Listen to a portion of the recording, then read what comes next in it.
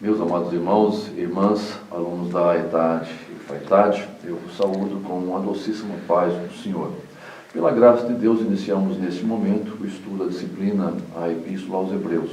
De início, agradeço a Deus, ao pastor Terry Johnson e ao pastor Gunnar Berg, pelo convite para cooperar nessa disciplina que, aliás, estudei pela primeira vez aqui na ETAD há 41 anos passados.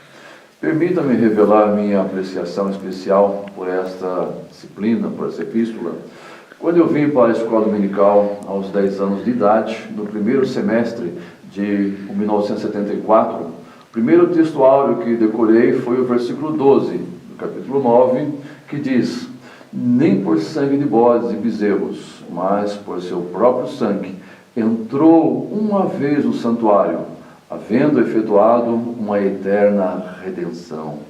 Prestar minha simples cooperação nesta disciplina é para mim um privilégio, pois, tendo em vista que o autor desse manual de estudo, o pastor Carlos Gibbs, foi quem me batizou em águas em 1978, bem como foi meu professor de grego no Instituto Bíblico de Campinas em 1986. Portanto, agradeço de coração a oportunidade de cooperar com os irmãos nesse estudo. Mas, meus irmãos, eu gostaria de fazer breves considerações iniciais. Aliás, vou me deter rapidamente nessa introdução, justamente porque quero destinar mais tempo para o comentário dos textos, nos quais, com certeza, abordaremos temas desta introdução. Outro sim, essas primeiras duas lições serão um pouco mais longas, pelo que, de antemão, peço aos irmãos que sejam pacientes. Contudo, tentei sintetizar ao máximo as considerações sobre cada tema.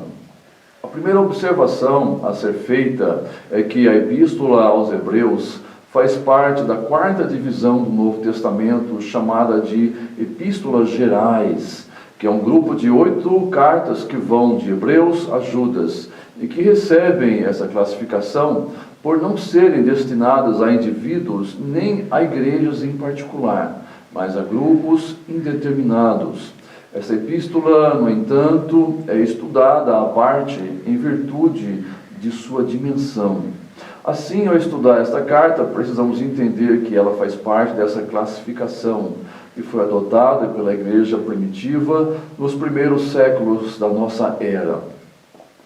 A segunda observação necessária é quanto à sua importância.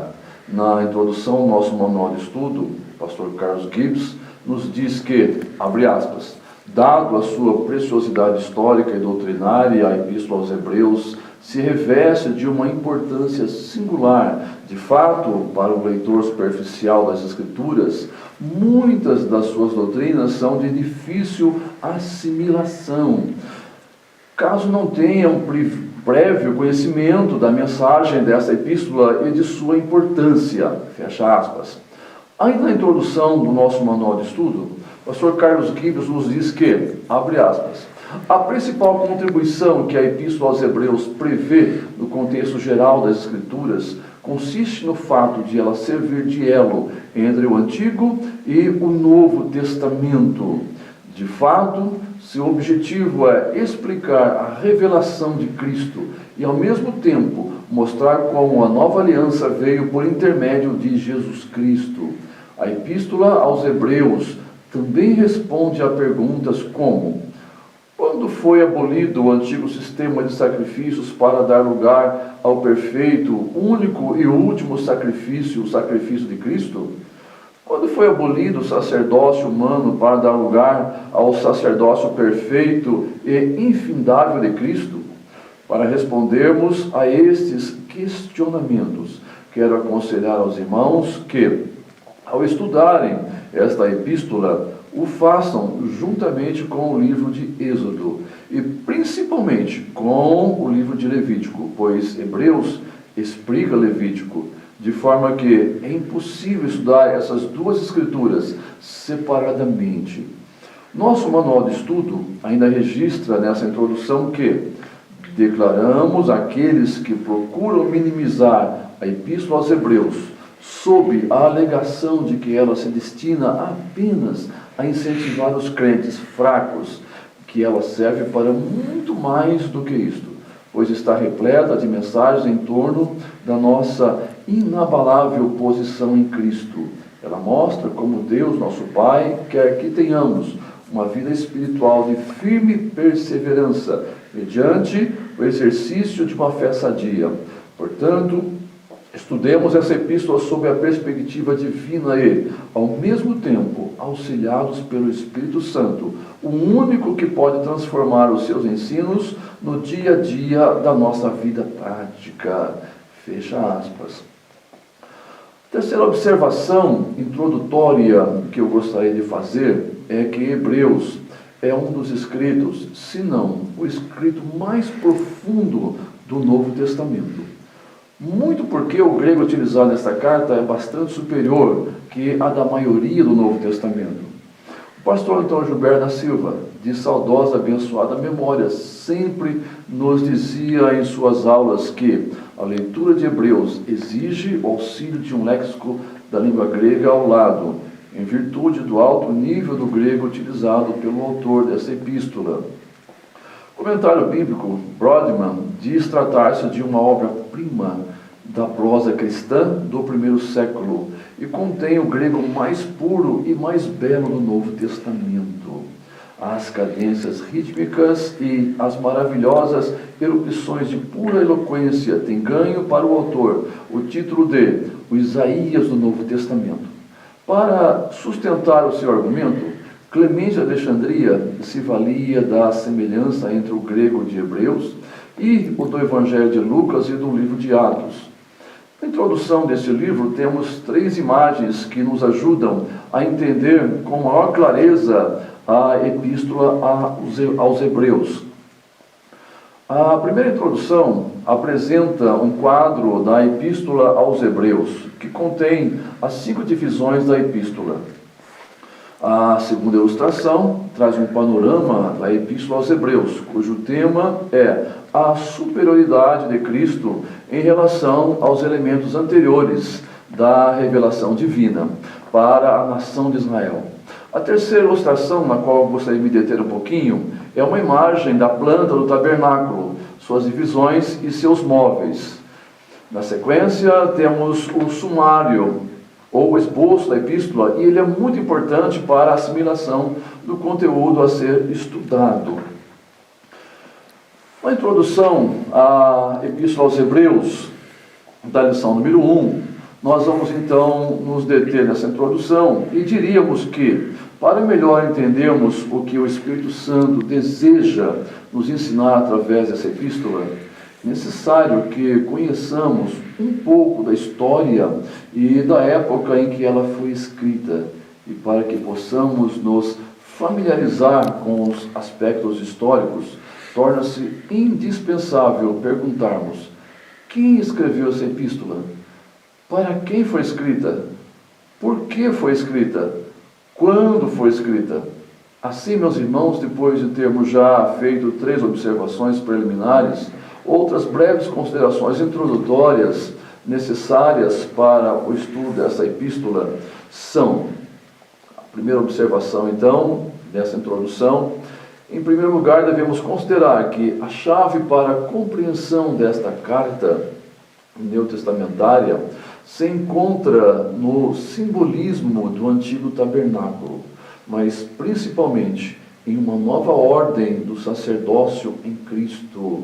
A pessoa e o sacerdócio de Cristo são as colunas centrais da verdade cristã.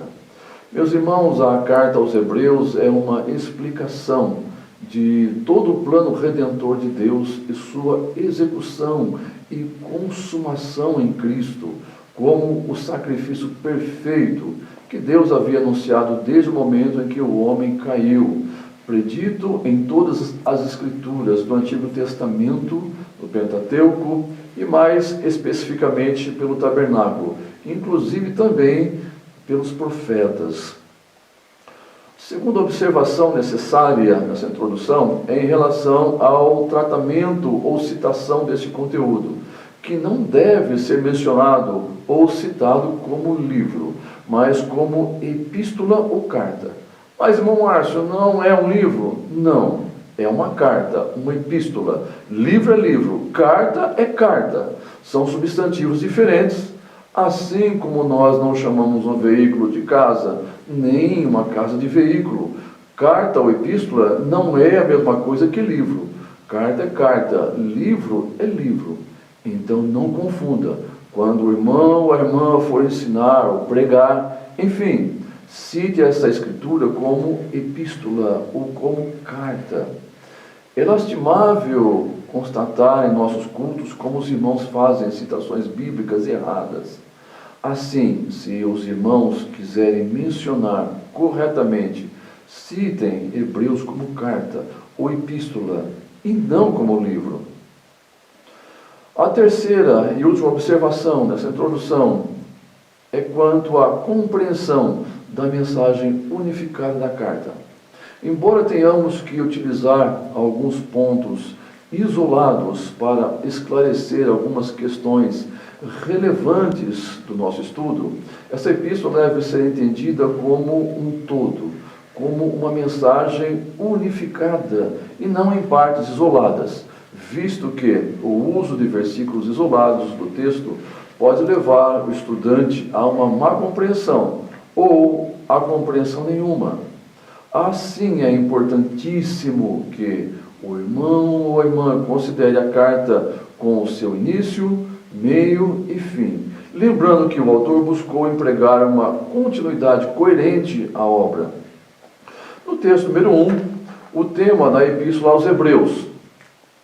Meus irmãos, Hebreus, bem como em todas as demais escrituras do Novo Testamento, deve ser entendido como seu contexto histórico, pelo seu contexto histórico, ainda que isso ocorra até certo ponto como produto de inferências.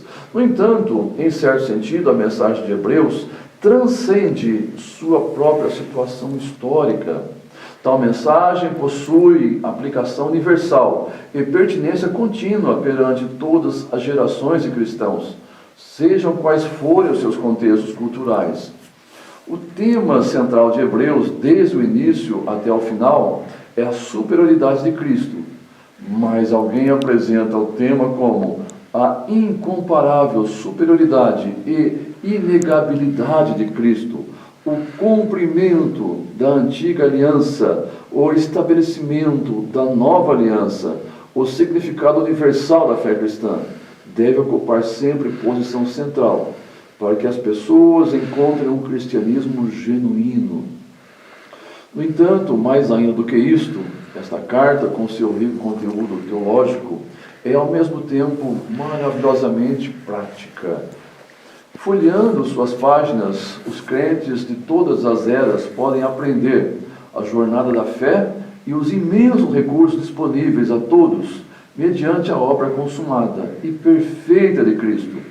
Portanto, este primeiro texto da lição, ou da lição 1, é, na realidade, um resumo da obra salvífica de Cristo, em seus aspectos gerais, em 3 etapas, abrangendo o passado e o presente, tendo como base a revelação divina aos homens, exposta nos 4 primeiros versículos do capítulo 1 desta epístola, nos quais o autor resume a obra de Cristo, apresentando-a como nosso advogado, que exerce um tríplice ministério de intercessão nos seguintes aspectos. Primeiro, no passado, o intercessor que desceu do céu, a nós falou-nos nesses últimos dias pelo Filho. A humanidade se encontrava em um estado de total condenação, em virtude do pecado, como se expressa o apóstolo Paulo, escrevendo sua epístola aos Romanos, capítulo 3, versículo 26, dizendo: porque todos pecaram e destituídos estão da glória de Deus. Nesse capítulo 3, Paulo apresenta ou acrescenta que todos se desviaram. Não há quem faça o bem, nenhum sequer. Desde o início, Deus se revelou aos seres humanos caídos, demonstrando-lhes seu amor, sua graça e, através de figuras, o sacrifício eterno que deveria ser realizado no tempo certo. Em segundo lugar, no presente, o intercessor que está junto ao trono do Pai e o intercessor que permanece junto ao trono do Pai. Em relação ao intercessor que desceu do céu, em primeiro lugar, os sacrifícios oferecidos pelos sacerdotes ou pelo sumo sacerdote na antiga aliança eram apenas figuras e tipos do sacrifício perfeito que seria efetuado pelo bendito Filho de Deus, o Senhor Jesus Cristo, que se oferecesse a si mesmo, mesmo em nosso lugar, para nos salvar, e aceito por Deus, razão pela qual aqueles sacrifícios não tinham nenhum poder de purificação de pecados. Na lei levítica, o ofertante de sacrifícios perante o Senhor era purificá-lo, não porque o sacrifício tivesse esse poder, mas pela fé demonstrada em Deus, manifestando a esperança em um sacrifício vindouro, conforme as promessas divinas, feitas desde a queda do homem no pecado. No capítulo 10, versículo 4, o escritor de Hebreus diz que, abre aspas, é impossível que o sangue de touros e bodes seja capaz de tirar pecados, fecha aspas. Assim, os sacrifícios oferecidos no Antigo Testamento não tinham poder de salvar a ninguém, mas aqueles que eram salvos mediante a fé nas profecias concernentes do sacrifício futuro de um Messias vindouro, e que se cumpriu na pessoa do bendito Filho de Deus, da cruz do Calvário. Só há um meio de salvação, não há outro. É o sacrifício de Jesus, que demonstrou definitivamente a graça de Deus a todo aquele que nele crê. Os crentes do Antigo Testamento foram salvos na fé em um Messias que haveria de vir, e nós somos salvos do Messias que já veio. A encarnação do Filho de Deus, o Senhor Jesus Cristo, tomando forma humana, foi o cumprimento das promessas de Deus, feitas desde a queda, e desta forma tornou-se o último e perfeito sacrifício pelos pecados. Em seu livro, Orton Whaley diz que, abre aspas, vimos que o primeiro capítulo da Epístola aos Hebreus trata da majestade do Filho de Deus, quer no seu estado antigo, quer nas suas relações pessoais com o Pai. Além disso, vê-se que o Filho é maior do que os anjos em dignidade e poder, mesmo no estado encarnado ou intercessório. O escritor da epístola considera agora outro aspecto de Cristo, não a sua divindade, mas a sua humanidade, como Filho do homem em relação ao mundo dos homens. Fecha aspas. Nosso manual de estudo encerra este raciocínio dizendo que a humanidade dessa época podia ser comparada a um homem moribundo que caíra num poço de onde jamais poderia sair, a menos que alguém descesse ao fundo e o retirasse dali. Cristo tornou-se esse homem pleno de misericórdia, desceu ao mais profundo abismo deste mundo pecaminoso, tornando-se não apenas o nosso Salvador, Ele mesmo se fez a nossa salvação total, cumprindo-se assim, plenamente, o que disse o profeta Isaías, capítulo 12, versículo 2. O Senhor se tornou a minha salvação. A parte dele não haveria escape para nós, sentenciados que estávamos ao juízo e à perdição eterna.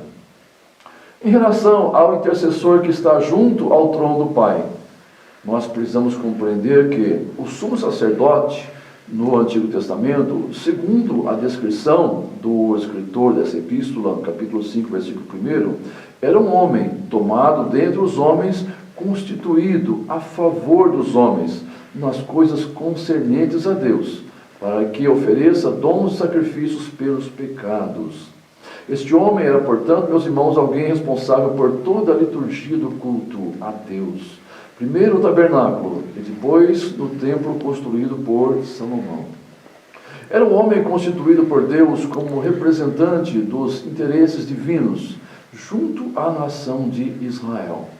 Embora fosse alguém escolhido por Deus, era humano como qualquer outro homem e, portanto, portador da natureza pecaminosa, sujeito ao pecado.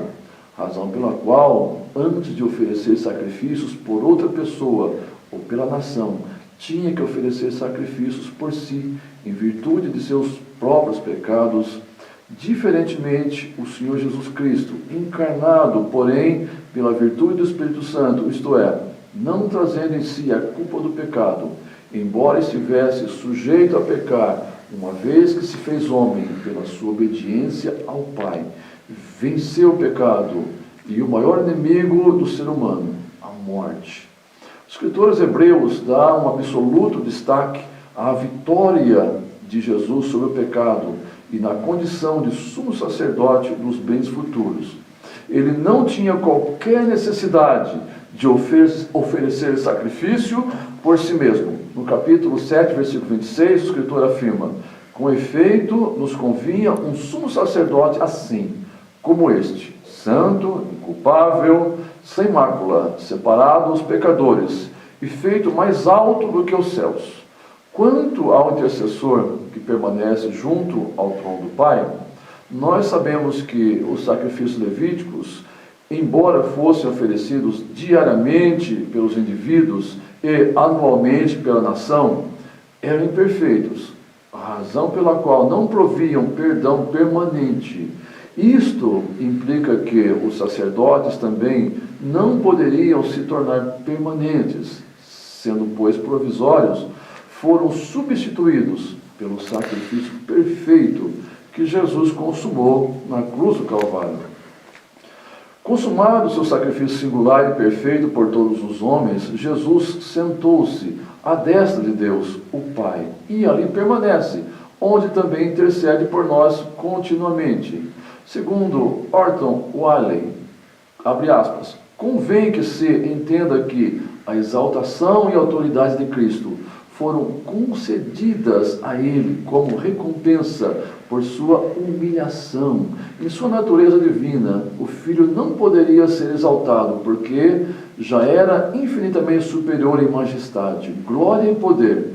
Por outro lado, se o nosso mediador não fosse divino, não poderia assim ter participado da glória e do reinado divinos. A elevação de Cristo, portanto, ao trono do poder soberano, à destra do Pai, só pôde referir-se ao que se chamou reinado intercessório, pois é descrito como resultado de seu sacrifício expiatório. Tendo feito expiação, assentou-se.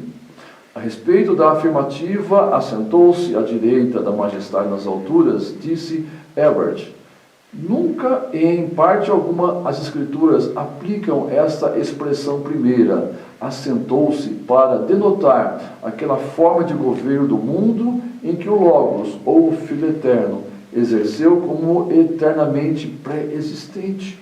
O assentar-se à direita de Deus, antes denota em todas as passagens apenas aquela participação na majestade, no domínio e na glória divinos, aos quais o Messias foi exaltado depois de consumada a sua obra. Portanto, é no tempo que essa participação é consequentemente exercida por ele como o Filho do Homem glorificado, sob a categoria de tempo. Já no Salmo 110, versículo 1, onde primeiro aparece a expressão, aplica-se ao futuro, ao segundo Davi, exaltado em um tempo futuro. Herbert, Biblical Commentary, página 27, fecha aspas. Meus irmãos, em meio ao mundo tão conturbado, é glorioso ter a certeza de que temos um intercessor, um advogado sentado em seu trono, mas pronto a nos ouvir em qualquer momento e em qualquer caso, em qualquer circunstância. Glória a Jesus. No texto número 2, onde passaremos a apreciar, ou qual passaremos a apreciar, tem como título, Primeiros Leitores da Epístola aos Hebreus. Os destinatários, meus irmãos, confesso que o fator destinatários aos quais essa carta foi escrita é realmente uma questão muito difícil. Geralmente, a visão tradicional é que a Epístola aos Hebreus foi escrita para os cristãos judeus na Palestina. Logo na introdução desta página, o pastor Carlos Gibbs diz que, abre aspas, divinamente inspirada, a Epístola aos Hebreus foi destinada em primeira mão a um grupo de pessoas, no caso, os cristãos hebreus dispersos por todos os recantos do Império Romano. É importante que façamos algumas considerações a esse respeito, por ser um fator de suma relevância para a compreensão dessa epístola, pois ela não traz referências dos seus primeiros leitores, nem afirma se eram judeus. Na verdade, há muitas opiniões divergentes e por isso quero apresentar algumas delas que os irmãos certamente encontrarão nos livros teológicos. Em primeiro lugar, precisamos considerar que o título aos Hebreus foi utilizado pela primeira vez pelos pais da igreja, Clemente e Tertuliano, bem como pelos professores da escola de catequistas em Alexandria, no Egito, no final do segundo século. Porém, este fato por si só não pode concluir que Hebreus tenha possuído esse título desde a sua redação. Há comentaristas que defendem que o título a Hebreus, constante nos manuscritos do Novo Testamento, evidencia que a carta foi escrita a judeus cristãos helenistas da diáspora, justamente porque o título que encabeça a carta é antigo. Em segundo lugar, algumas referências da carta nos dão algumas pistas. Notem os irmãos que o texto do capítulo 1, versículo 1 diz: aos pais pelos profetas. E do capítulo 2, versículo 16 diz: a descendência de Abraão. Se constituem evidências de que eram judeus, vistos serem elementos de vital importância para um leitor hebreu. Tanto a exortação do capítulo 5, versículos 11 a 14, quanto a saudação no final da carta que diz: saudai todos os vossos guias, bem como todos os santos, Hebreus 13, versículos 7 e 24, parece supor que o escritor se dirigiu a um determinado grupo de fiéis de uma comunidade cristã, não incluindo os dirigentes, isto é, os líderes da comunidade. Também a tradição da igreja primitiva enxergou as várias menções que a carta faz a temas do Antigo Testamento, inclusive em forma de midras, como possibilidade de seus primeiros leitores serem judeus, considerando também que alguns textos de estilo rabínico da carta seriam próprios a um leitor judeu. Lembrando que midras é a explicação da liturgia do sacerdócio levítico e do santuário do tabernáculo pertencentes à antiga lei mosaica, que foram cumpridos em Cristo.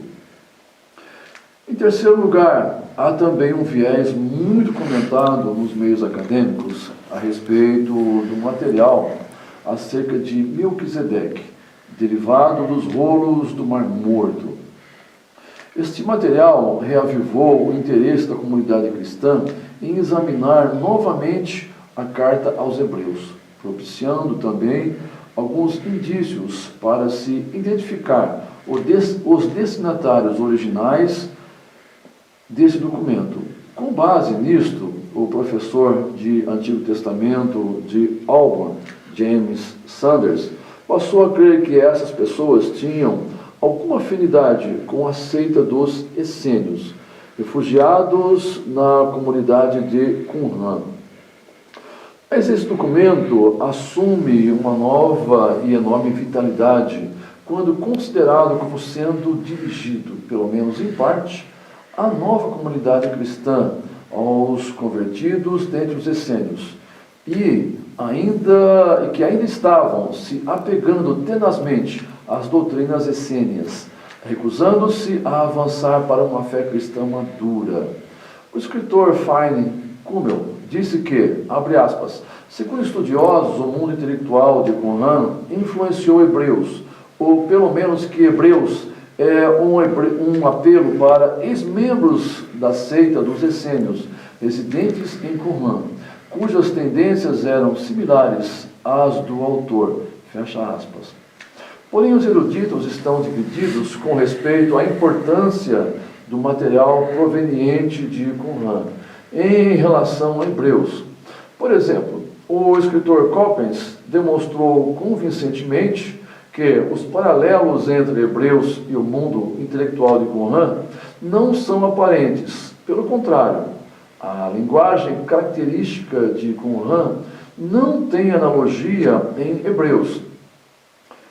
Em quarto lugar, há outros comentaristas que tentaram localizar os destinatários entre os judeus cristãos da Palestina ou de Roma ou em outras cidades nas quais existiam comunidades judaico-cristãs, como por exemplo em Éfeso, Tessalônica e Alexandria.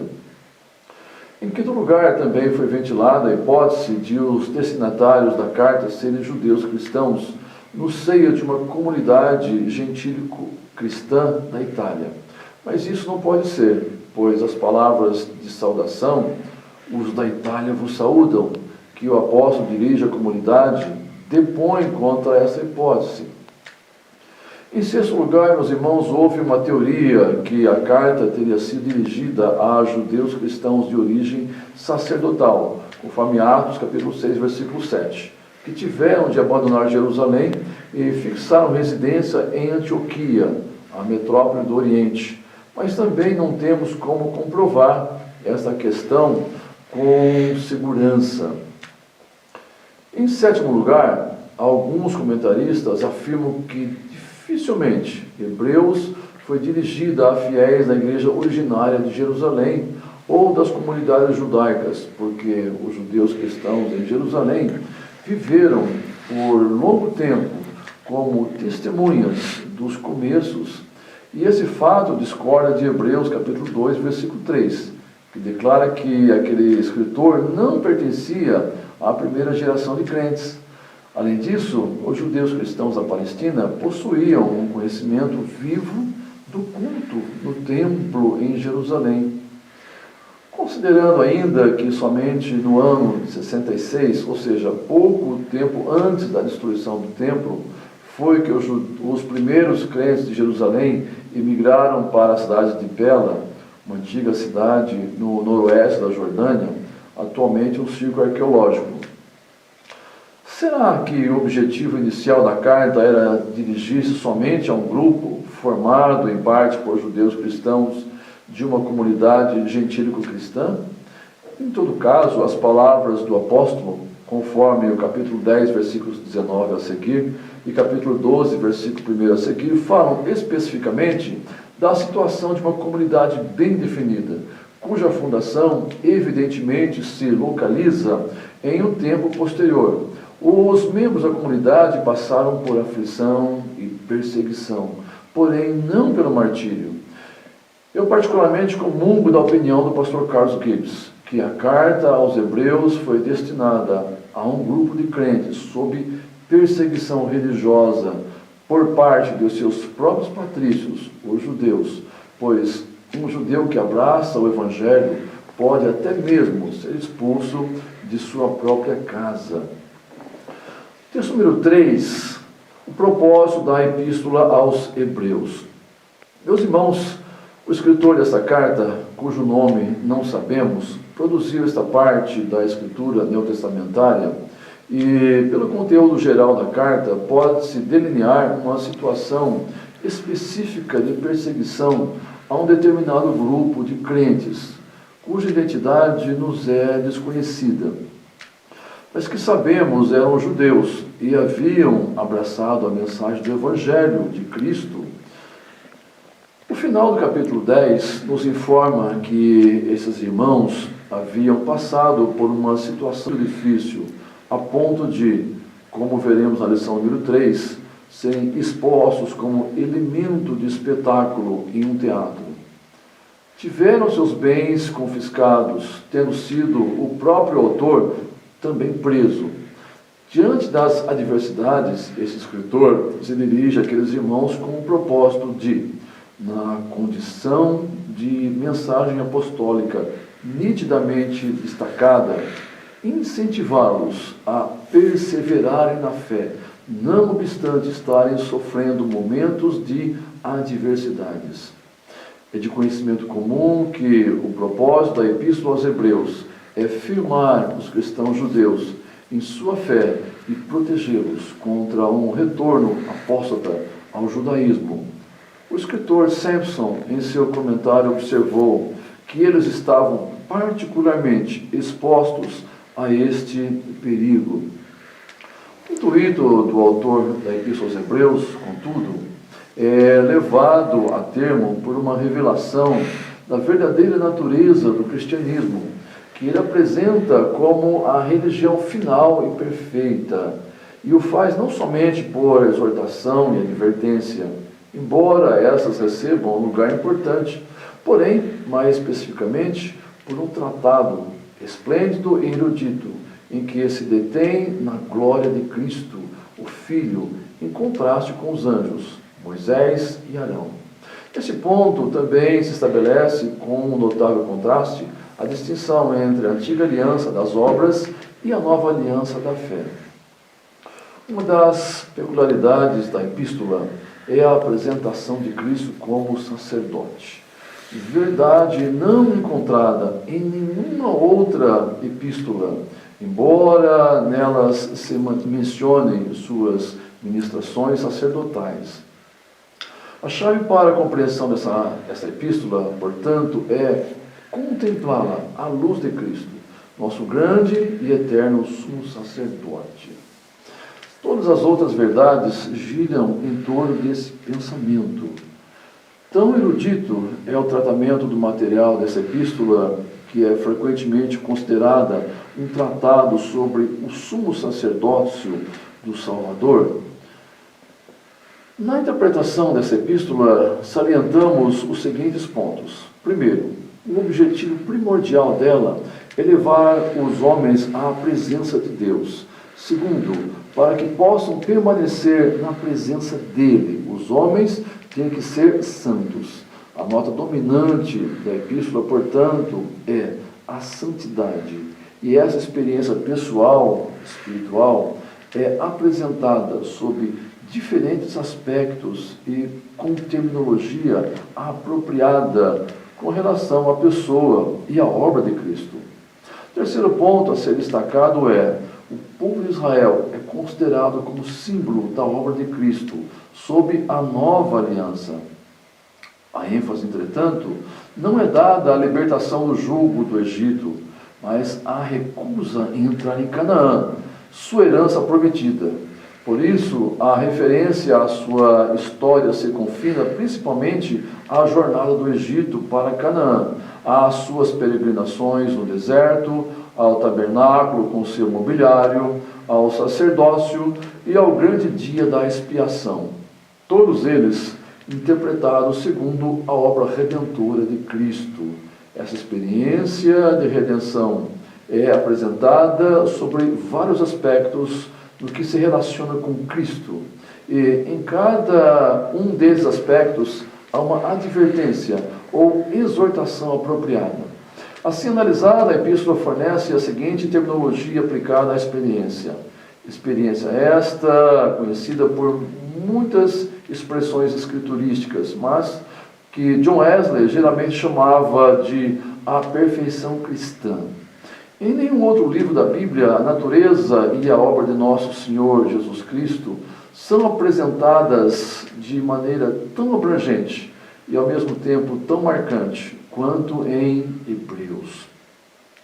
A peculiaridade é que Hebreus delineia a glória de Jesus Cristo, o eterno sumo sacerdote real, diante do fundo do Antigo Testamento, fazendo-nos entender o verdadeiro sentido e a importância das ordens de culto do Antigo Testamento. Justamente em Hebreus se evidencia, em grande medida, como os cristãos leram e entenderam o Antigo Testamento no tempo dos apóstolos. Feito isso, meus irmãos, vamos apreciar então o texto número 4, o autor e a data da epístola aos Hebreus. O autor, meus irmãos, o nosso manual de estudo inicia afirmando que não se sabe ao certo quem foi o homem que Deus usou para escrever a epístola aos Hebreus. Realmente, não temos em Hebreus nenhuma indicação direta sobre o autor e os destinatários. Antecipando minha posição definitiva aqui para os irmãos, será a mesma emitida por Orígenes, um dos pais da igreja, que afirmou: só Deus sabe quem realmente escreveu a epístola. Embora Hebreus seja um livro singular dentre todos os escritos do Novo Testamento, na verdade sabemos pouca coisa a respeito de sua origem e seu autor. Precisamos admitir então que as conclusões a que chegarmos a respeito dele só podem ser exploratórias, hipotéticas e nunca definitivas. A verdade dessas conclusões não se baseiam ou não se baseia em declarações particulares do livro, examinadas isoladamente da obra. Nem deve ser apreciada apenas por tais declarações. As conclusões mais convincentes são as que explicam melhor o documento como um todo. É muito mais fácil dizer-se quem não escreveu Hebreus do que dizer qualquer coisa de certo a respeito de quem o fez. Se o próprio Orígenes julgou difícil comprovar a identidade do autor de Hebreus no primeiro século, não é provável que tenhamos condições de fazê-lo. É certo que não teremos sucesso nesse aspecto em que até Orígenes falhou. Visto, pois, que não se pode afirmar com certeza o autor da carta, nós nos pomos a especular a respeito da identidade do seu autor, a partir do conteúdo da carta, pois há certas coisas que sabemos a respeito desse autor.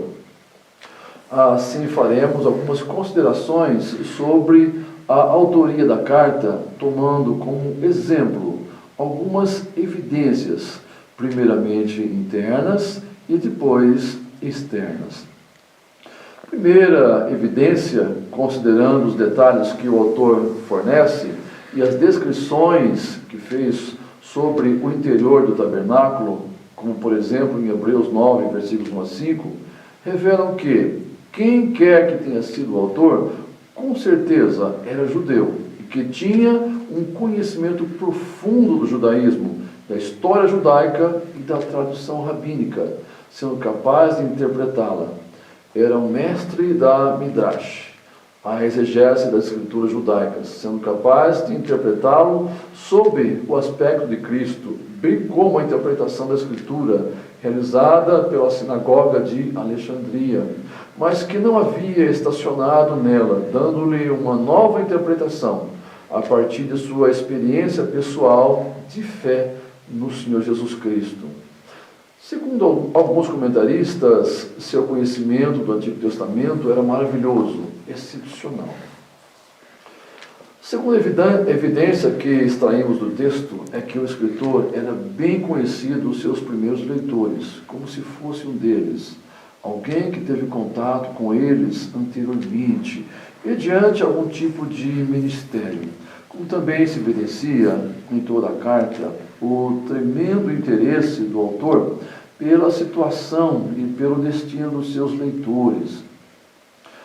Terceira evidência do próprio texto é que, embora o texto não se apresente, o autor não se apresente, ele pode ser identificado como alguém próximo a Timóteo, conforme o capítulo 13, versículo 23, razão pela qual muitos supõem que ele fizesse parte do círculo de amigos do apóstolo Paulo.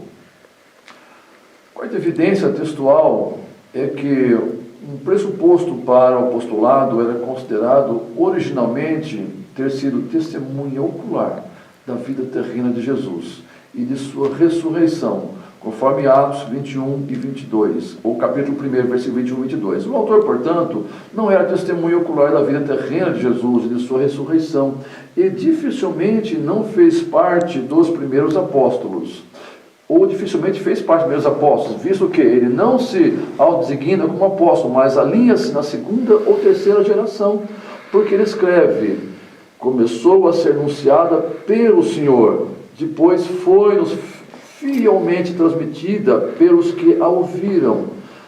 Esse autor diz que recebeu, porém, a mensagem das testemunhas de Jesus, vindo a crer a partir dessa circunstância. Note que os apóstolos Paulo, Pedro e João nunca se apresentaram dessa maneira em suas cartas, com vistas à sua própria pessoa e ao ministério apostólico que receberam do Senhor. Mesmo o apóstolo Paulo, embora soubesse de uma tradição por meio do testemunho dos primeiros apóstolos, ele repetidamente se fundamentou no próprio Senhor e, ao contrário do autor de Hebreus, ele sempre se apresentou em todas as cartas mediante indicação de seu nome, em geral como apóstolo. A quinta evidência textual em relação ao suposto estilo helênico da epístola. Quando lemos Hebreus no texto original, a seleção de palavras e a construção das frases chamam a atenção para o fato de que o autor, ele escreve num grego de nível extraordinário. Ele igualmente conhece com precisão a tradução grega do Antigo Testamento, Septuaginta, usando-a com frequência. Com base nisso, alguns comentaristas são induzidos à conclusão que o autor tinha formação helenista, amplamente cultivada na diáspora judaica daquele tempo. Meus irmãos, eu particularmente não vejo nenhum elemento helenista no estilo do autor de Hebreus. Também não vejo a mínima razão para tentar vincular a interpretação referente à tradução, à exegese do filósofo judaico Filo, que ensinou na segunda metade do século I em Alexandria, no Egito, com a formação rabínica do apóstolo Paulo, pois isso não se sustenta, uma vez que ambos partiram de premissas absolutamente diferentes em sua interpretação do Antigo Testamento. A igreja primitiva dos primeiros séculos de sua história dividiu-se em dois grandes centros hermenêuticos ou de interpretação. De um lado, a igreja de Antioquia, na Síria, mantinha uma hermenêutica literal, e de outro, a igreja em Alexandria, no Egito, por influência da filosofia grega, adotou a hermenêutica alegórica. É o caso de Orígenes. Veja que o escritor de Hebreus fala do sacerdócio e do serviço sacrificial do tabernáculo, como, por exemplo, Hebreus 7:27 e 9:4. Mas de forma real, pois este autor utiliza a figura de linguagem da tipologia e não de alegoria, aplicando esses ensinos à vida real daqueles irmãos em Cristo, e não um cristianismo idealizado, como se fazia em Alexandria. Muitos irmãos têm dificuldade em diferenciar tipologia de alegoria e acabam por vincular Hebreus ao sistema alegórico alexandrino, e isso se constitui em erro teológico bastante comprometedor, uma vez que o crente terá uma imagem completamente distorcida, tanto de Hebreus como de Levítico. Diferentemente da alegoria, a tipologia, ela não busca interpretações platônicas ou imaginativas. A tipologia vincula o antítipo do Novo Testamento ao tipo do Antigo Testamento, sempre amparada na realidade dos fatos, e não em algo idealizado, como faz a alegoria. Note que são duas linhas hermenêuticas completamente distintas. Um tipo do Antigo Testamento deve ser sempre relacionado a um único antítipo no Novo Testamento. Caso contrário, já não será tipologia, mas alegoria. No caso de Hebreus, o sacerdote, ou o sumo sacerdote, enquanto tipo, encontra o seu antítipo somente em Cristo, em sua encarnação, sua vida, sua morte e ressurreição. Mas a tendência de muitos dos nossos irmãos, possivelmente por herança missionária escandinava, alimenta uma tendência alegórica muito forte, desprezando as regras hermenêuticas que vinculam o tipo ao seu único antítipo, interpretam ou associam o sacerdote levítico com o obreiro cristão, o pastor. Meus irmãos, estamos tratando de doutrinas de salvação, e aqui não há lugar para alegoria. Pedro classifica os crentes como sacerdócio real, mas não para fins salvíficos. A redenção efetuada no Calvário é obra exclusiva de Cristo e de mais ninguém. Ele afirmou através do profeta: eu sozinho pisei o lagar.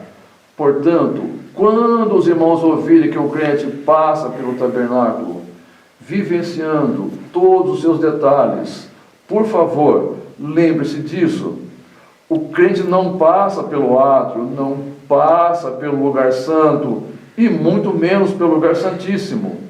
Só quem passou pelo tabernáculo foi Arão e aqueles que o sucederam como tipo do Senhor Jesus, como o sumo sacerdote da eternidade. Aquilo tudo era uma tipologia que já se cumpriu em Cristo, como o único que satisfez todos os tipos relevados no Antigo Testamento, ou revelados. A sexta evidência textual refere-se à saudação do capítulo 13, versículo 24. As palavras do final da carta, os da Itália vos saúdam, levaram alguns a supor que o autor tenha pertencido a uma comunidade na Itália. Acredita-se que esses cristãos também fossem um grupo de palestinos que, no ano 70, após a destruição de Jerusalém pelo general romano Tito, foram levados como prisioneiros à Itália. Mas isso não pode ser confirmado com segurança. Nós falaremos sobre isto, ou sobre essa hipótese, ao tratarmos sobre os destinatários. A sétima e última evidência textual é que, embora o autor não mencione o seu nome, nem reclame para si a posição de apóstolo, temos que aceitar, não obstante, que ele era bastante próximo aos apóstolos, visto que Deus o muniu de autoridade para a proclamação e de uma compreensão clara da palavra e do propósito de salvação de Deus. Na página 11 do seu livro, Otton Michael escreve a esse respeito, abre aspas, a palavra do autor desconhecido não é levada menos a sério na igreja que a palavra de Paulo, porque sua autoridade não é de caráter histórico, e sim teológico, fecha aspas. Com base na exortação do capítulo 5, versículos 11 a 14, que o autor apostólico dirige aos fiéis, podemos presumir que ele se considera um dos dirigentes espirituais da comunidade, sobre os quais escreve em Hebreus 3:7, 17 e 24. Assim, segundo o costume do tempo dos primeiros cristãos, nos referimos ao autor como um apóstolo, sendo que o termo não diz respeito aos 12 discípulos, que no sentido estrito formam as testemunhas anteriormente designadas, conforme Atos 10 e 41. Mas também não atribuímos a autoria de Hebreus ao apóstolo Paulo, que ocupava, segundo suas próprias palavras, uma posição singular entre os apóstolos, conforme Romanos, capítulo 1, versículos 1 e 2. O Novo Testamento nos mostra claramente que, ao lado dessas pessoas, Deus convocou para si ainda outras testemunhas, as quais ele utilizou da mesma maneira como instrumentos do Espírito Santo para alicerçar a igreja de Jesus Cristo. 2 Coríntios 8 e 23. Entre eles, conhecemos por nome Barnabé, Tiago, irmão do Senhor, conforme Gálatas 1 e 19, Andrônimo e Júnia, conforme Romanos 16 e 7, que também são designados como apóstolos. A história da formação do cânon informa que, tanto no Oriente como no Ocidente, a carta era contada entre os escritos apostólicos, sem que houvesse uma forma de se concordar em detalhe sobre a autoria. Nas comunidades cristãs do Oriente, o autor aceito era Paulo.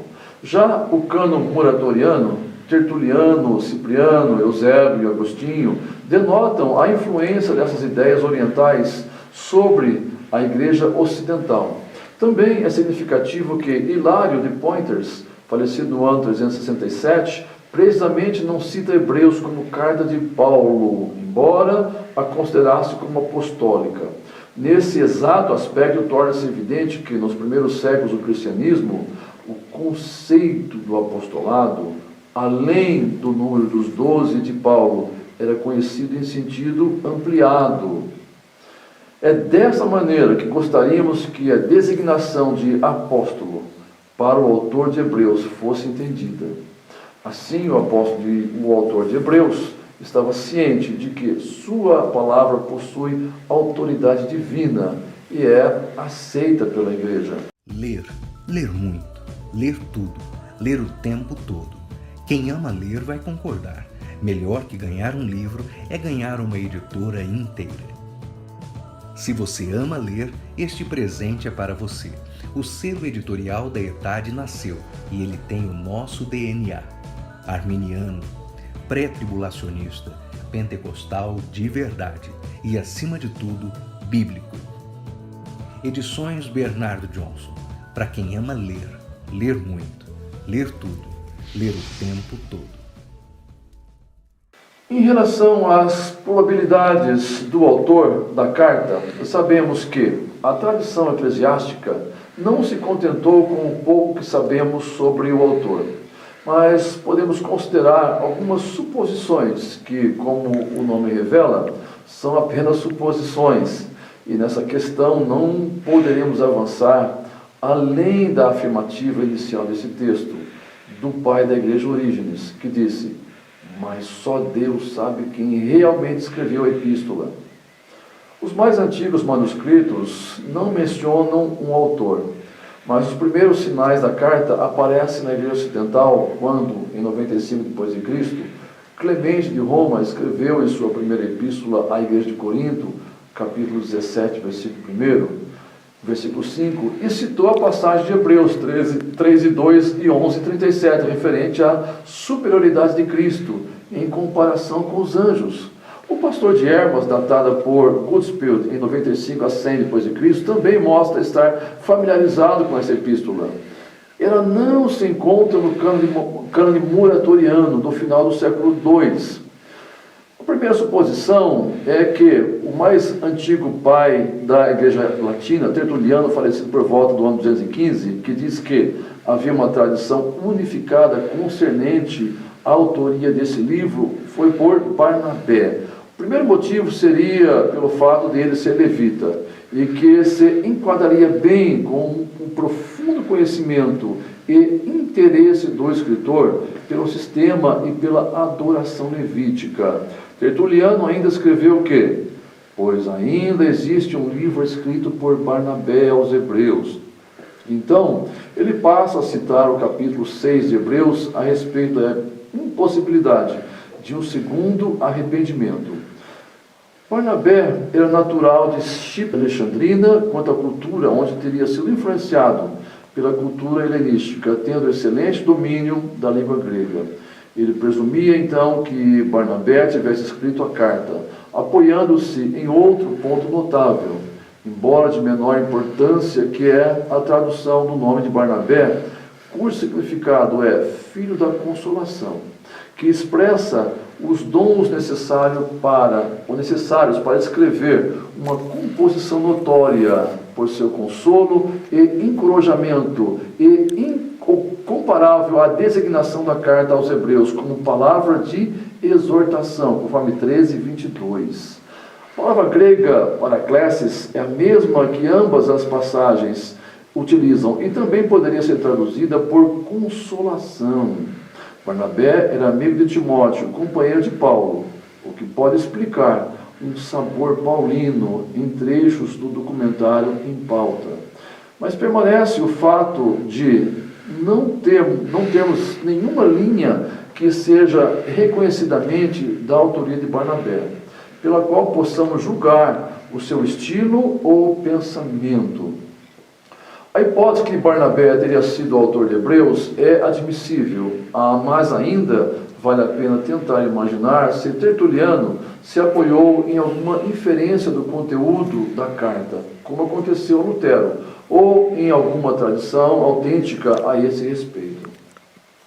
A segunda suposição, que se torna cada vez mais popularizada e defendida em primeiro lugar por Lutero, é que o seu autor foi Apolo, o judeu convertido de Alexandria, descrito em Atos 18:24 como homem eloquente e poderoso nas Escrituras. Também se diz de Apolo na condição de exímio orador alexandrino e pregador do Evangelho, Atos 18:24, 1 Coríntios 3:4, Com grande veemência refutava publicamente os judeus, demonstrando pelas Escrituras que Jesus era o Cristo. Atos 18 e 28. Tanto os dados biográficos como as habilidades de Apolo concordam com o que sabemos a respeito do autor de Hebreus. Além disso, está claro que este obreiro cristão chamado Apolo havia sido instruído por Priscila e Áquila, devendo ter conhecido a Timóteo também. A única dificuldade diante da hipótese de ter sido Apolo o autor de Hebreus é a falta de um testemunho da antiguidade que lhe dê apoio. Pelo pouco que conhecemos de Apolo, isto só pode se constituir em uma hipótese. Hipótese, aliás, excelente e que não pode ser descartada. Terceira proposta é a do reformador João Calvino, que considerou Clemente, bispo da Igreja de Roma, como possível autor por apresentar quase a mesma linguagem nos mesmos lugares. A quarta proposta é a de Orígenes, falecido no ano 254, que considerava o médico Lucas como possível autor pelas similaridades de estilo e de conteúdo em relação a Atos, de modo especial o discurso de Estevão. Orígenes considerou também a proposta de Clemente de Roma como autor. A quinta suposição é de Adolf von Harnack e Handel Harris, que se apegam à autoria conjunta de Áquila e Priscila, mestres de Apolo. Se Priscila tivesse parte em escrever Hebreus, podemos atribuir a isso a omissão do seu nome ou o anonimato da carta e por ter tutelado Apolo, lembrando a aversão de Paulo ao fato de mulheres serem líderes ou falarem na igreja. O edito de Cláudio, em 49 d.C., fez com que Áquila e Priscila se tornassem refugiados e fossem banidos de sua terra natal. A sexta suposição é a de Clemente de Alexandria, falecido em 211, aluno de Pantaenos e um dos pais da igreja. Seguindo seu mestre, Pantaenos, escrevendo no começo do terceiro século, defendeu a crença de que Paulo teria sido o autor de Hebreus em hebraico ou aramaico e que Lucas o havia traduzido para o grego, pois ele podia facilmente perceber que o grego desse autor era diferente do de Paulo. Para sustentar o seu argumento, ele indicava a semelhança entre o grego de Hebreus e o do Evangelho de Lucas e o do livro de Atos.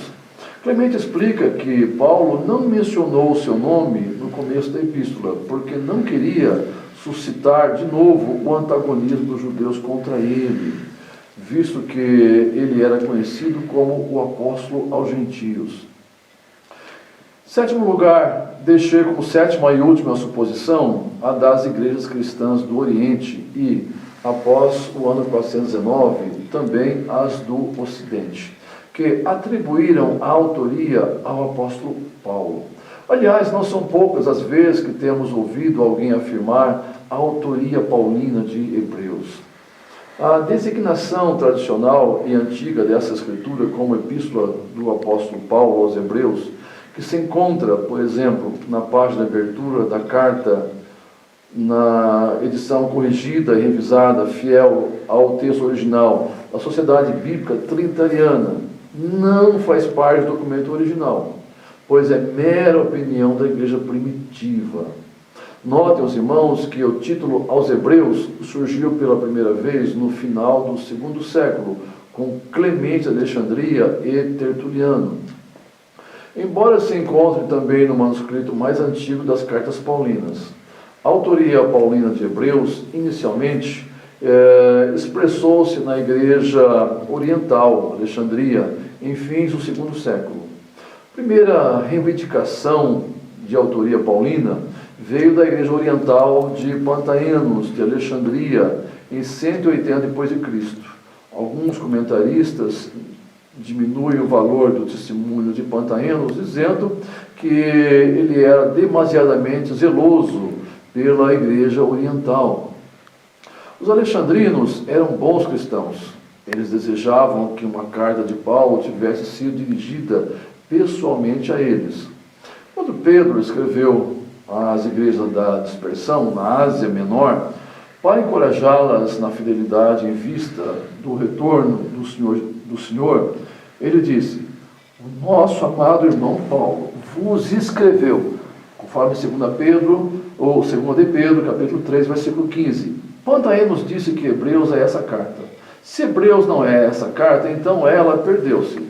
Sabemos que algumas das cartas de Paulo realmente se perderam. Irineu, no ano 130 a 200 depois de Cristo, Hipólito, 150 a 222, conheciam a carta, mas negavam que Paulo tivesse escrito. Dentre os que duvidavam da autoria paulina, estava, por exemplo, Orígenes, homem de considerável estatura, que viveu em Alexandria entre 136 e 256 depois de Cristo. Ele escreveu: não foi sem razão que os antigos passaram a nós como sendo de Paulo, mas notou que o estilo não é paulino. Disse que o mais notável é que a carta foi escrita por um discípulo desconhecido de Paulo. Orígenes é o autor da conclusão mais citada e que é frequentemente mal interpretada por ser tirada fora do contexto.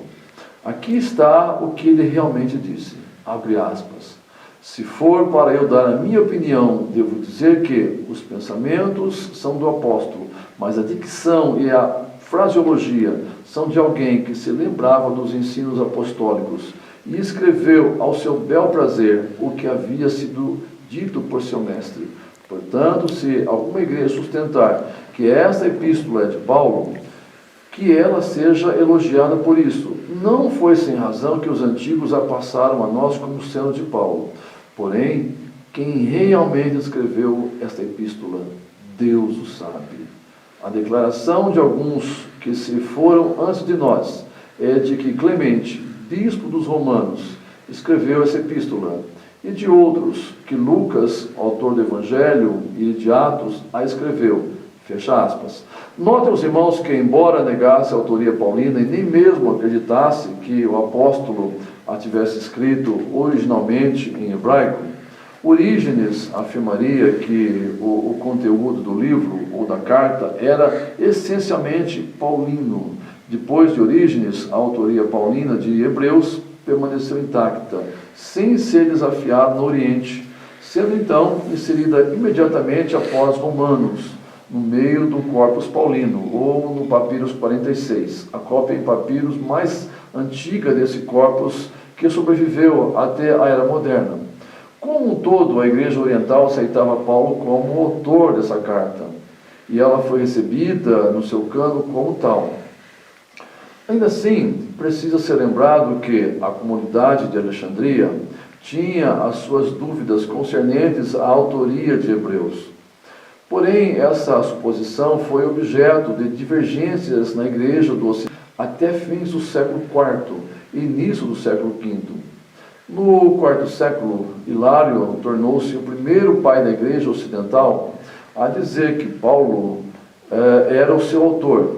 Se a congregação de Roma foi a primeira a recebê-la como carta, parece que essa Igreja Ocidental foi a primeira a reconhecê-la como de autoria paulina. É significativo lembrar que na Igreja Ocidental a autoria paulina não foi aceita antes do quarto século. Hebreus não é mencionada no fragmento muratoriano, que é a coleção dos livros do Novo Testamento feita por Muratori, uma das primeiras coleções das Escrituras, nem nas listas canônicas do tempo de Eusébio, que fez a obra mais notável de crítica do Novo Testamento do período patrístico. Este pai da história eclesiástica diz que o livro era questionado em Roma, porque não fora escrito por Paulo. Da metade do quarto século em diante, o cano ocidental assimilou o cano oriental e Hebreus foi incluída, mas foi somente através de Jerônimo e Agostinho, 2 séculos mais tarde, após o ano 419, que a autoria paulina foi aceita na Igreja do Ocidente, mais por causa da forte tradição e conformação vindas da Igreja do Oriente e de considerações canônicas do que por convicções genuínas. No entanto, Agostinho admitiu que aceitava Hebreus como concessão a opinião oriental. E só no começo do V século foi que um sínodo oficial da Igreja Ocidental teve a coragem de falar das 14 cartas de Paulo, sendo Hebreus a 14ª. Essa conclusão permaneceu solidamente firmada no Ocidente até o período da Reforma, pois o desconforto a respeito dessa obra irrompeu de novo durante a Reforma, quando Erasmo, um dos líderes da Reforma, duvidava da obra em termos literários e, junto com Lutero e Calvino, a desafiaram de novo. Erasmo dizia que Clemente de Roma a escrevera. A sua declaração se baseava nas palavras de Clemente I para a igreja em Corinto, que são evidências ou idênticas às declarações de Hebreus. Lutero duvidava da autoria paulina de Hebreus por razões doutrinárias e foi o primeiro a sugerir que Apolo, o rival amigável de Paulo, e o homem eloquente, que era poderoso nas Escrituras, era o seu autor. Esse ponto de vista é hoje em dia esboçado por um erudito moderno não menos importante do que T. Manson. Calvino sugeriu que Lucas era não meramente o tradutor, mas o escritor de Hebreus. A Igreja Católica Romana persistiu na defesa da autoria paulina até a primeira metade do século XX, mas aos poucos foi deixando de lado essa convicção. Porém, por diversas razões significativas, é difícil aceitar a autoria de Paulo para a carta de Hebreus. A primeira é que, diferentemente de todas as cartas que, sem a menor dúvida, são paulinas, esse texto é anônimo. Além disso, não existem alusões pessoais na carta que nos induzam à conclusão de que Paulo foi o seu autor. Em parte alguma, a experiência pessoal do autor se insere no conteúdo da carta, o que era prática frequente de Paulo. Em segundo lugar, o autor alinha-se pessoalmente entre as cartas que têm apenas um conhecimento indireto do Senhor, capítulo 2, versículo 3, algo que Paulo nega veementemente, como por exemplo, nos seguintes textos, nos quais ele se expressa da seguinte maneira, Gálatas 1 e 2, eu não recebi de ninguém, e ninguém o ensinou a mim, mas foi o próprio Senhor Jesus Cristo que o revelou para mim, conforme a linguagem de hoje. 1 Coríntios 9, 2, Paulo diz, não sou eu porventura livre, não sou apóstolo, não vi Jesus nosso Senhor, acaso não sois fruto do meu trabalho no Senhor? Então notem, os irmãos, que Paulo não admite ser inferior aos 12 apóstolos, de modo especial pelo fato de essa acusação ter sido lançada reiteradamente. Vamos lá. A terceira razão, conforme se verificar na igreja primitiva, é que o estilo do grego dessa carta, a linguagem mais elegante do Novo Testamento, é diferente de qualquer das cartas de Paulo. É claro que se pode atribuir isto ao emprego de outro amanuense, ainda que isso nos pareça improvável. Em quarto lugar, a razão mais importante, há diferenças consideráveis entre Hebreus e as cartas paulinas. Por exemplo, a cuidadosa sintaxe do autor de Hebreus difere radicalmente da espontaneidade explosiva de Paulo. Paulo era como um riacho que desce a montanha aos borbotões, precipitando-se sobre as rochas, sem ter tempo para uma sintaxe impermeável, ritmo ou insinuações polidas. O estilo de Paulo era de extrema liberdade em matéria de estilo. É quase impossível, psicologicamente, que Paulo tenha escrito Hebreus. Porém, a maior dificuldade em aceitar a autoria de Paulo para a carta de Hebreus reside nas questões teológicas, que são bastante convincentes contra a autoria paulina. Em primeiro lugar, há algumas semelhanças superficiais na cristologia dos dois escritores, isto é, o escritor de Hebreus, seja ele quem for, e Paulo. A pré-existência, a intercessão de Cristo e a expiação e redenção através de sua morte podem evidenciar uma procedência paulina.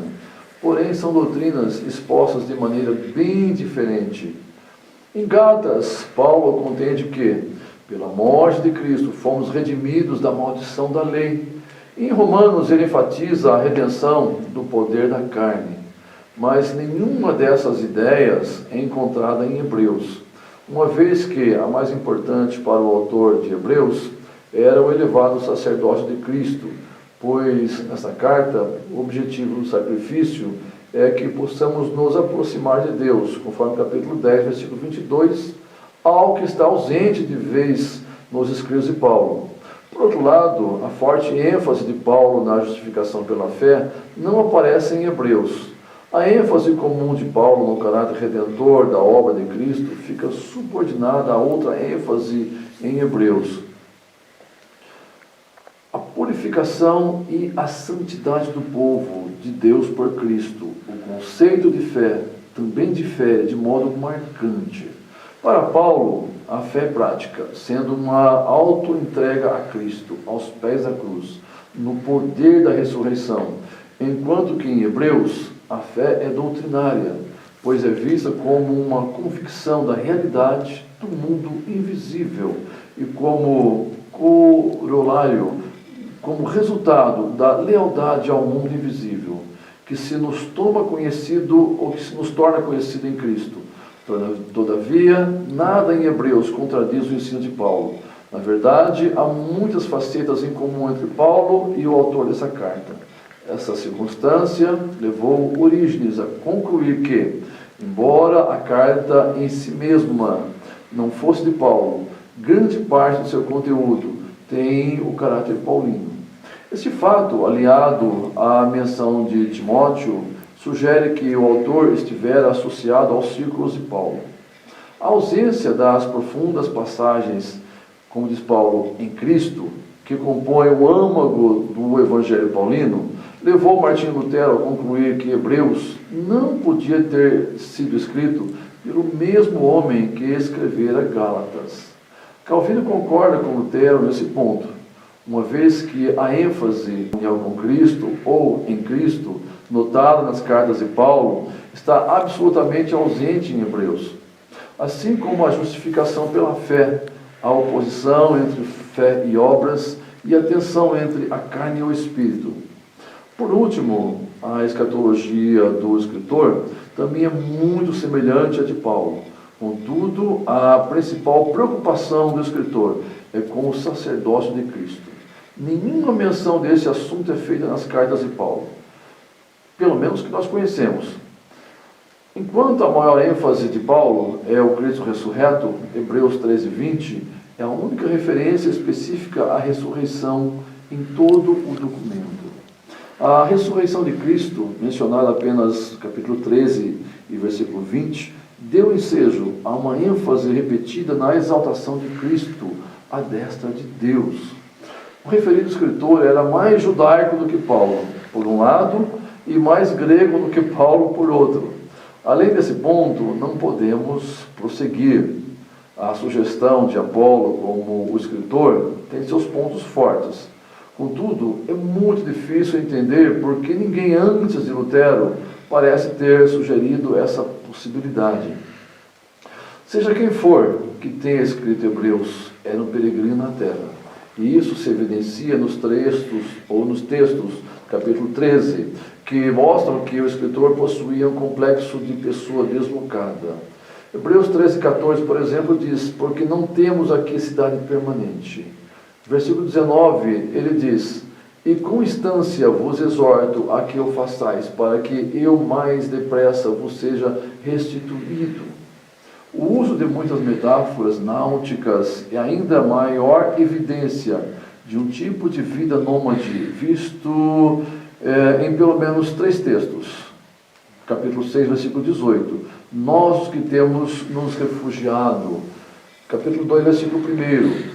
Para que em tempo algum nos desviemos, sejamos levados à deriva para fora do ancoradouro. E capítulo 10, versículo 38. Recuar é um termo técnico que significa recolher as velas. O fato de que não conseguimos identificar o autor não diminui o valor dessa obra. Pelo contrário, ela fala positivamente a respeito da riqueza da comunidade cristã primitiva em termos de talento, de cultura. Fala-nos que Paulo não era o único grande mestre da igreja primitiva. Havia um enorme talento expresso através desse escritor, cujo principal interesse parecia encorajar as pessoas temerosas, pertencentes à comunidade cristã, a reterem a sua fé e esperança em Cristo. Meus irmãos, vários outros nomes, todos frutos de especulação, têm sido aventados nessa ou naquela época, a fim de descobrir a identidade do autor de Hebreus. Podemos mencioná-los de modo resumido e acrescentar o principal argumento de apoio a cada um. Em primeiro lugar, Silas, em função da similaridade de estilo entre 1 de Pedro e Hebreus. E segundo, Epáfras, por causa de expressões similares com Colossenses. Em terceiro lugar, Filipe, porque defende o paulinismo perante os judeus cristãos de Jerusalém. Em quarto lugar, Maria, pois há um toque feminino e uma afinidade com Lucas, capítulos 1 e 2. Esta multiplicidade de candidatos reflete em si mesma a dificuldade em descobrir a identidade do autor. Lembremos que foi Orígenes que, no terceiro século depois de pesquisar uma lista de possíveis autores, pronunciou essas famosas palavras: Deus sabe na verdade quem escreveu esta carta. Esta referência é de Eusébio de Cesareia, no seu livro História Eclesiástica. Meus irmãos, não existe nenhuma evidência histórica clara dentro da Epístola aos Hebreus que nos ajude a estabelecer a data exata de sua composição. Todavia, podemos estabelecer os limites prováveis, dizendo que não pode ter sido escrita depois de 95 depois de Cristo, pois a essa época Clemente de Roma já havia citado em sua epístola a Corinto. No caso de admitir-se que ela foi escrita por Paulo, deve ter sido composta antes do ano 67 depois de Cristo, quando provavelmente ele foi martirizado. Timóteo é mencionado no decurso da carta. Portanto, deve ter sido escrita antes de seu martírio, que provavelmente ocorreu durante a perseguição movida por Domiciano nos anos 70 ou 80 do primeiro século. Há uma tradução, contudo, de que Timóteo teve morte natural em Éfeso. Tudo o que podemos dizer com certeza é que a carta foi escrita durante um período de perseguição. Assim mesmo, não é fácil determinar qual o período de perseguição.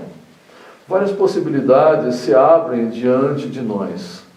A perseguição movida por Nero em Roma, em 64 d.C., é uma delas.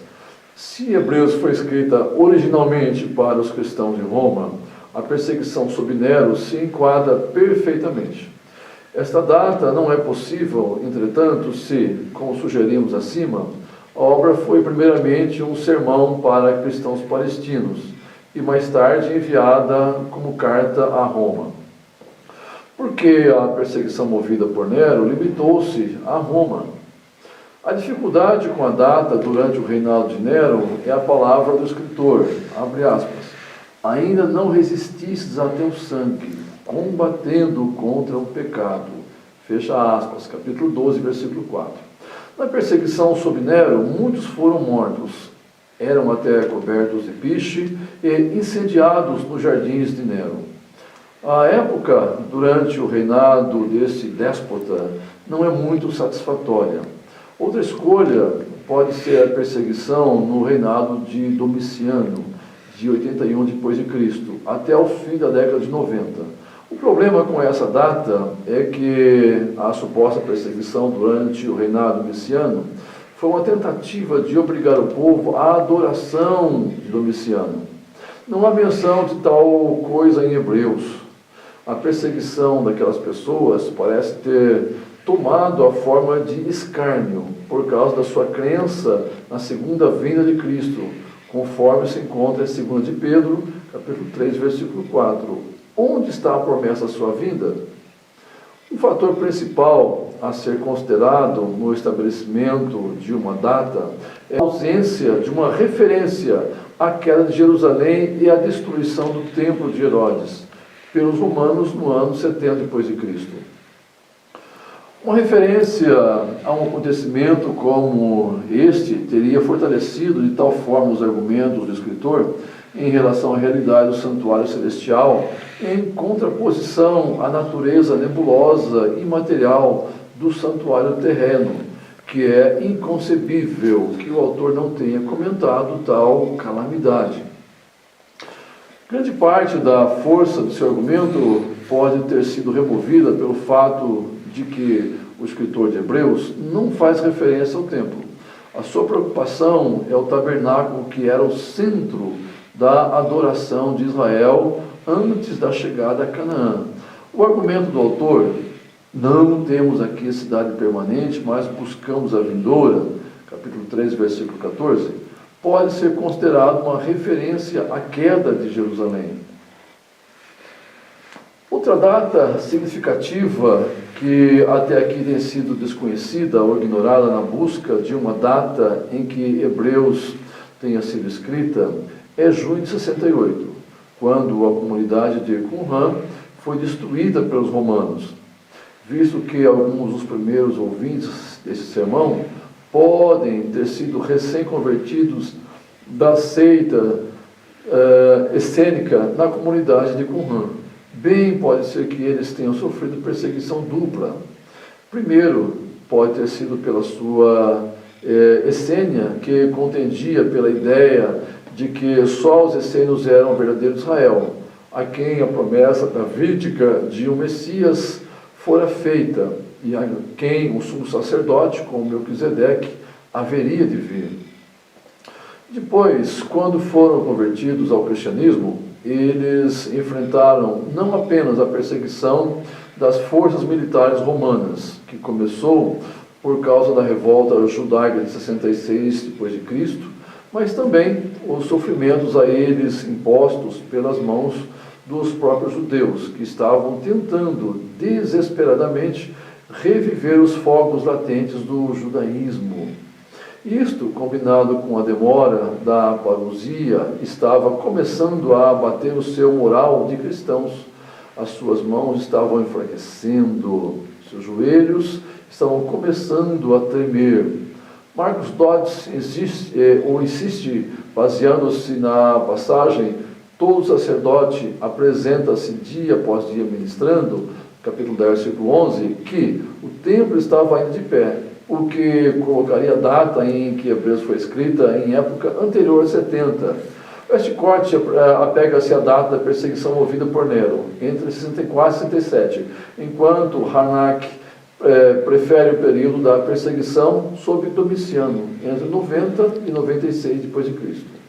Sem dúvida, o enorme prestígio desses eruditos não pode ser negado, porém precisa ser lembrado que eles não tiveram acesso aos rolos do Mar Morto e à luz que esses fizeram jorrar sobre o cristianismo palestino do primeiro século. Para mim, parece mais satisfatório escolher uma data entre 68 e 70 depois de Cristo, quando a comunidade de Qumran foi destruída e havia começado o saque de Jerusalém. Uma pressão maciça era requerida para afogar o entusiasmo fervente da comunidade cristã primitiva. E esses acontecimentos teriam propiciado as pressões que o documento que estamos estudando descreve. Meus irmãos, encerrando, nós temos o texto número 5, que tem como título um esboço da Epístola aos Hebreus. E na condição de esboço, nós não fizemos aqui nenhum comentário. Somente vamos pedir que os irmãos estudem bem este esboço, porque ele é muito importante para a nossa compreensão dessa epístola como um todo. Na primeira parte desse esboço, nós temos o tema. O tema da Epístola aos Hebreus é a superioridade de Cristo. E a seguir, então, nós temos as 5 divisões dessa epístola, conforme feita pelo pastor Carlos Gibbs. Primeira divisão diz o seguinte: comparação entre a revelação divina dada mediante profetas e anjos e a que foi trazida pessoalmente por Cristo. Essa primeira divisão abrange os capítulos 1 e 2 da Epístola aos Hebreus. A segunda parte está no capítulo 3, versículo 4, ou melhor dizendo, capítulo 3, versículo 1, até o capítulo 4 e versículo 13. Tem como título, essa segunda parte, comparação entre o que Moisés oferecia e o que Cristo oferece. Terceira parte desse esboço diz, comparação entre a ordem sacerdotal de Arão e a de Cristo. A terceira parte abrange o capítulo 4, versículo 14, até o capítulo 7 e versículo 28. A quarta parte tem como título, comparação entre o Antigo Concerto, o Testamento, com os seus muitos sacrifícios, e o Novo Concerto, o Testamento, com um único eterno sacrifício. Esta quarta parte está baseada, então, no capítulo 8, versículo 1, até o capítulo 10 e versículo de número 31. E a quinta e última parte, que tem como título a escolha entre o caminho da fé e o caminho das obras. Esta quinta parte, então, abrange o capítulo 10, versículo 32, até o capítulo 13 e versículo 25. Feito isto, nós estamos, então, encerrando aqui a lição número 1. Vamos fazer um pequeno intervalo para os irmãos tomarem uma água, tomarem um café, descansarem um pouco, e em seguida nós voltamos para a lição de número 2, que tem como título antecedentes históricos da Epístola aos Hebreus.